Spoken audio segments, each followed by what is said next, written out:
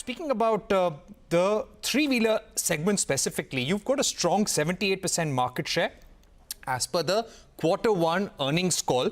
From a 26% market share in the E3-wheeler segment, how do you expect to grow the market share in the E3-wheeler segment? Are there more launches expected? Well, we expect to grow it the way we've been growing it in the last 15 months since launch. As you're aware, a couple of our major competitors have been in the market for about 3 or 4 years.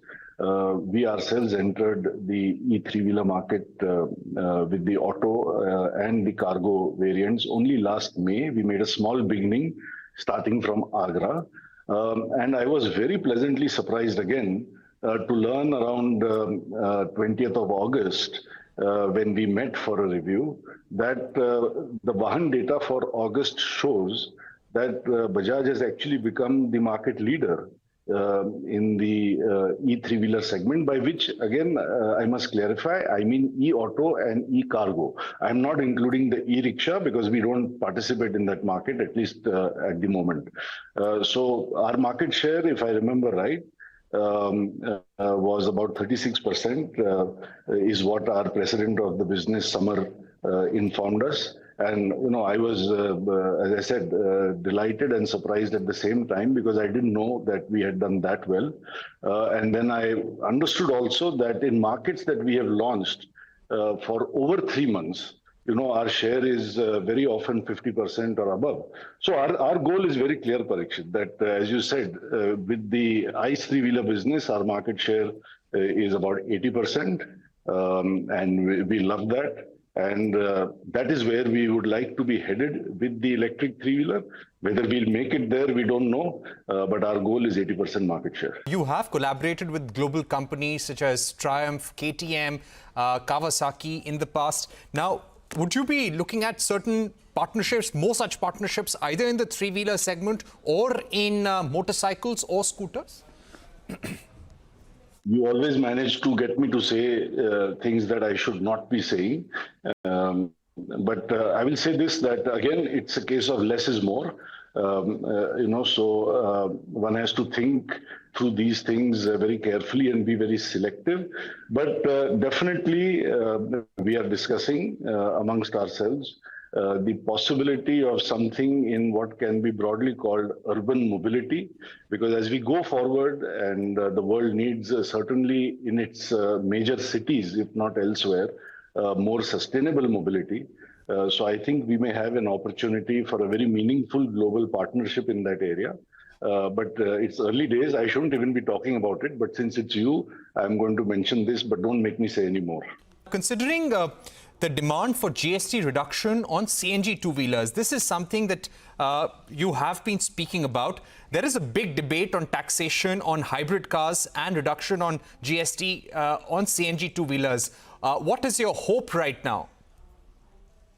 Well, I would like to say I'm hopeful because SIAM as a industry association has submitted a request to the government, to the MHI, etc., for a reconsideration of GST on CNG two-wheelers. And let me elaborate for a minute on this, Parikshit. You know, CNG three-wheelers already exist, and I don't think we need any reconsideration there because with a three-wheeler, it's driven for between 100 and 200 kilometers a day. You know, so the OPEX is so favorable that the payback period is like really attractive. With cars, CNG cars are also very popular, I'm sure you know. I'm told in Pune, for example, 30% of cars registered every month are CNG. And with cars, what happens is the capex that is imposed, additional capex imposed on the customer is about 5-7%. You know, whereas with the two-wheeler, it's the worst of both worlds. The capex increment is about 25%. You know, the CNG cylinder and the entire system as a percentage of the price of a typical 100-125cc motorcycle. And the OPEX also, you know, he's at a disadvantage relative to the three-wheeler because he's not riding typically 100-200 kilometers a day. So I think the bigger picture that we have tried to present to government, and I have personally had the occasion to meet many people, senior people in various ministries, including last month, even in the PMO, etc. And what I have said to them is that, look, this is the most rewarding two-wheeler market in the world, and we have the opportunity to transition this market to clean energy.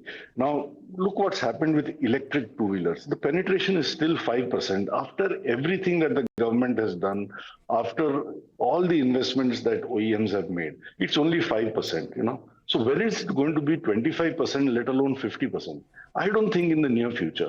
But I feel very confident when I say that if we were to, have this kind of a twin engine approach of EV and CNG, for example, then could three-wheelers for sure, and the vast majority of two-wheelers make the transition from petrol and diesel to CNG and EV before 2030? I think the answer is yes.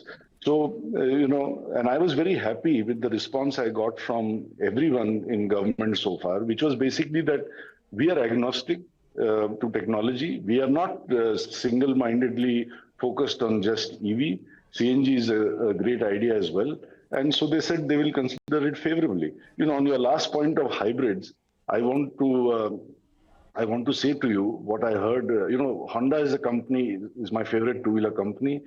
I learned a lot from Honda people, and I once heard a Honda CEO say, if I were to paraphrase him, it would be this: hybrids will exist because society will want hybrids to exist.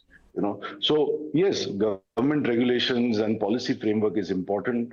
What manufacturers and OEMs want is important, but what is most important is what society wants and consumers want. And I do not understand at all why in this country we are only promoting e-cars or electric cars and not strong hybrids suitably defined, because that is where the world is headed. That is what makes sense. We are never going to have a pan-India charging infrastructure. And already I believe, although that's not my business, I believe already strong hybrids in India have overtaken EVs. So I think, we should get real about this and do what's right for society in general. Mr. Bajaj, how soon do you expect the company to hit the next 100,000 mark in terms of clean energy portfolio? Well, I think in the very near future, I would like to believe, because if you look at the individual products, freedom from 40,000 to 80,000 in a two-wheeler addressable industry size of 700,000 vehicles, I think very much possible.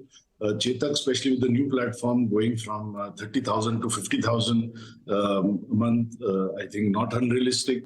The three-wheeler will, I'm sure, continue to go from strength to strength, especially because I believe the electric three-wheeler should catalyze and spur a lot of replacement demand in major cities. And finally, as I shared with you the last time we met, we hope to soon participate in the next financial year in the e-rick or e-rickshaw segment, which is also about 40,000-50,000 vehicles a month.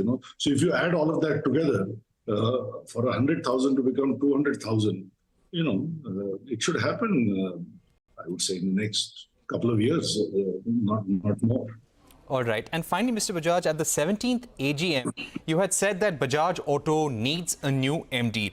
You've often spoken about a reset because of the push towards clean technology. You also mentioned in a lighter vein that you're not going anywhere immediately. Now, you already have separate MDs for Chetak Electric Mobility and Bajaj Credit. How does one read this statement in terms of your succession plan at Bajaj Auto? And do you have a candidate in mind? What happened at the AGM was I was so proud of my colleagues, Joe at CTL and Kevin Disa at BACL at Bajaj Auto Credit Limited. And I was in the presence of the shareholders who were attending. I was congratulating them on becoming MDs of the respective companies that you also just mentioned. And in that context, in a lighter vein, I said, maybe Bajaj Auto also needs a new MD because I've been here too long. Now, as is usually the norm, somebody takes that out of context and puts it out to imply something else. So I must clarify that I never implied, and I said that later on, as you mentioned, that I'm not going anywhere anytime soon. But I'll say this, Parikshit. See, it was 20 years ago that I became, about 20 years ago, that I became managing director of Bajaj Auto. So I was about 35 then. Look at my good friend Siddharth at Royal Enfield. What a fantastic success he's had. And he's about 10 years younger than I. And look at the amazing run that TVS has had. And Sudarshan is just 35, I think, and he was MD at 33. So, when I look at this, it certainly makes me feel that, while we are wiser, let's say, when we are older, but I wonder if we have the same drive we did when we were 35 and 45. So, the saying, if only youth knew and if only age could. So that sometimes does play up in my mind. But no, I have no retirement plans and no succession plans at the present moment. All right. Thank you very much for speaking to us, Mr. Rajiv Bajaj, giving us your view on the company reaching the historic milestone of 100,000 clean energy vehicles and how you are going to power the growth of Bajaj Auto as a clean energy technology company in the next few years as part of your diversification and premiumization strategy as well. Thank you once again for being with us. Thank you, Parikshit. Always a pleasure. Thank you.